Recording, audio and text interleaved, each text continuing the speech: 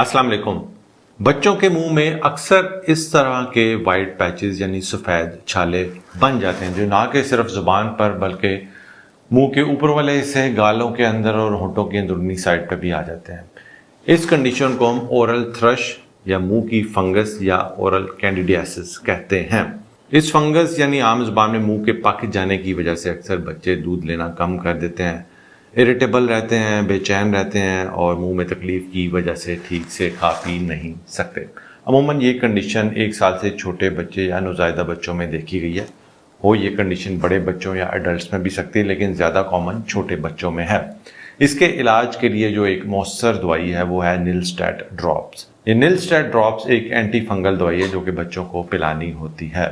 इस oral thrush यानी मुंह के फंगस के मौसर इलाज के लिए इस दवाई का इस्तेमाल 7 से 14 दिन के लिए करना होता है। अब मैं आपको ये बताता हूँ कि इसका इस्तेमाल कैसे करना है।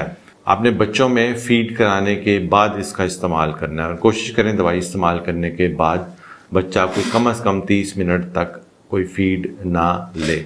इसके अंदर एक ड्रॉपर मौजूद होता है और इसकी खुराक है बच्चों में 1 ml दिन में 4 बार आपने बच्चे को पिलाना है। और इसका तरीका यह है कि 1/2 ml यानी 0.5 ml उसके मुंह में ड्रॉपर के जरिए गाल के एक तरफ अंदरूनी तरफ डालिए और 1/2 ml दूसरी तरफ डालिए और कोशिश करें उसके बाद 30 मिनट तक बच्चा कुछ खाए पिए ना।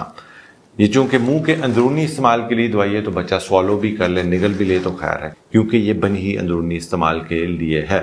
तो इसको आप दिन में 4 बार लगाएं और 7 से 14 दिन के लिए आपने लगाना है।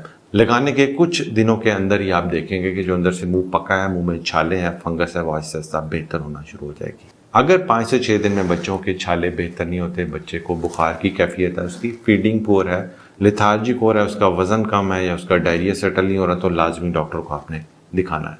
और ऐसा हरगिज़ नहीं करना कि जैसे ही मुंह के छाले बेहतर हुए दवाई को फ़ौरन बंद कर देना है। इसका कोर्स आपने पूरा करना है। अपना बहुत बहुत ख्याल रखें, बाई को दुआओं में याद रखें। अल्लाह हाफ़िज़।